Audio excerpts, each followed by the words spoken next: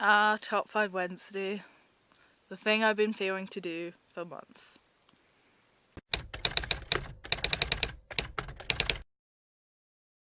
Hello strangers, I'm H. Ravenna, and this is Top 5 Wednesday U-Wine. Basically this month we're all doing U-Wines of our favourite past subjects, which is fun. I mean, in the past I have seen some subject and thought, wow, that's really interesting. But when giving this month topic, I completely banked on them. So I had to have a little look around to see some of the past topics. So I thought I'd start by doing a quite easy one and one that I would actually like help with. So I picked the topic of favourite audiobooks, and that is from the 2nd of December 2015, if you care. I wrote the dates down because I'm a geek. I've actually only been listening to audiobooks probably since 2015, maybe 2016, so not for long. I really like audiobooks, but sometimes I have just trouble like finding good ones because, you know, I have the option to physically read books or listen to them, and, you know, sometimes, just it's a fact, some books are better as audiobooks and some are better as physical books to read if you have the option to. And luckily enough, I have the option to read books in whatever form I want to. So some of my favourite audiobooks are, I don't know, I kind of put them in order, but I don't know. Firstly, I have Renegades by Marissa and Meyer. This is newly out. This one's quite good because it actually has 2 narrators to go with both protagonists that do narrating. So it works. I like it. This is about superheroes, but like dystopian. Basically, the anarchists like messed everything up, and then these superheroes called the Renegades want to fix things in this dystopia world. But one of our main characters is an anarchist, and she thinks things would be better if true anarchy reigned. I quite like it. It's quite interesting, especially with the 2 main characters have kind of tragic backgrounds, as superheroes tend to do, and it's interesting to see, because who they were raised by, their different perspective on the renegades in society, kind of.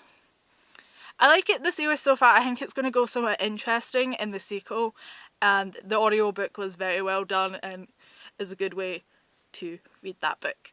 Next audiobook is a non-fiction audiobook, and it's kind of like a subclass of kind of my favourite audiobooks because it's actually voiced by the author, and I really love when we get audiobooks by the actual author, you know, doing the voice. I mean, I have came across bad ones, not to name names, but the actual author was also an actor, so it was really shocking that they were bad at it. But it's just one of those things. So anyway, this non-fiction book is Smoke Gets in Your Eyes and Other Lessons by the Crematorium by Caitlin Doughty. She has a YouTube channel and I watch her all the time. Her YouTube channel is Ask a Mortician. She also came out with a book last year, I believe, that I have yet to read, and I'm quite interested in it. So yeah, this is kind of just a kind of memoir of starting her career in like the deaf industry and like people's ideas about death and her own encounters with death before then, and just kind of why she wanted to go into the deaf industry, like the funeral industry, and kind of the problems with some of the funeral industry and kind of attitudes about death and how Western society would benefit to change our issues with death. Yeah, it's kind of an interesting lesson, and she's got a really great voice. I don't know, like, this was a really good book. And my next book is kind of similar, and it's non-fiction and also voiced by the author, and that is So You've Been Publicly Shamed by John Robson. I really like this book. I think there's also a documentary that kind of goes along with this book, and it's basically just like talking to people / about people who have been basically have blew up on social media for like really negative things and kind of what's happened to them because of it. Like, people have lost their jobs and things. It was kind of interesting to see that the women, even if they've did lesser things, careers don't bounce back, but the men seem to do somehow. People still gave them work compared to the women.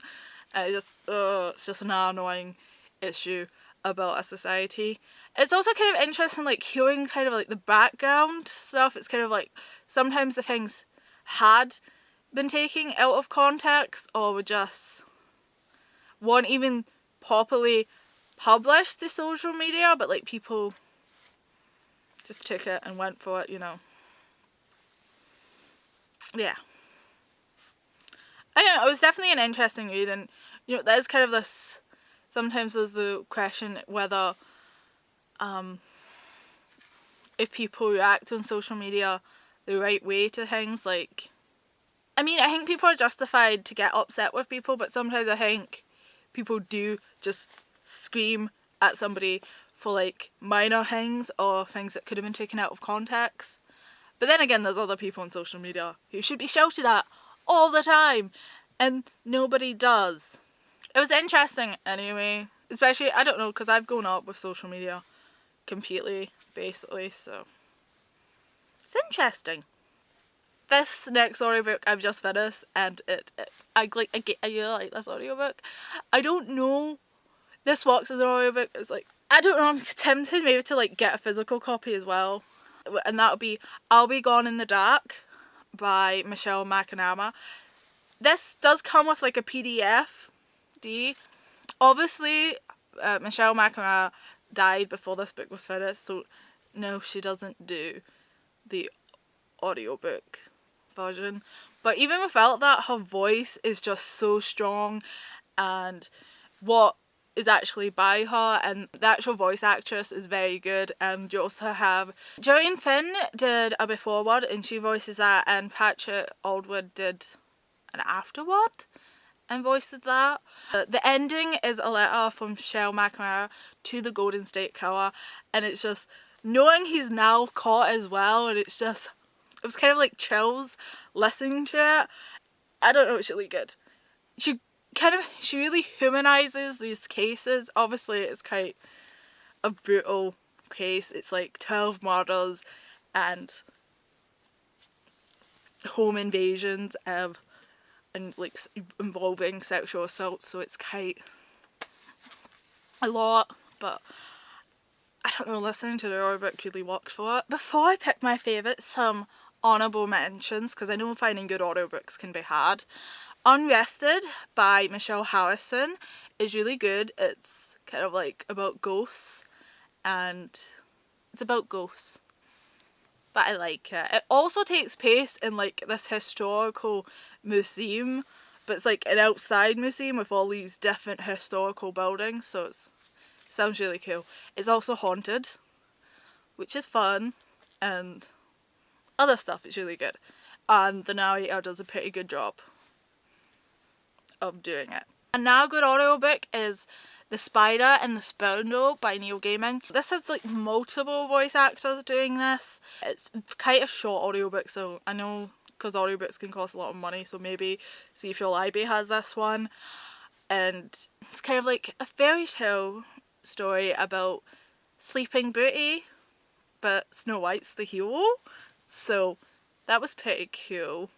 But my favourite audiobook has to be The Seven Husbands of Evelyn Hugo by Taylor Jenkins Reid. And this book is just really good. It's written really well, and then the audiobook actress is really good at bringing these characters to life in your head.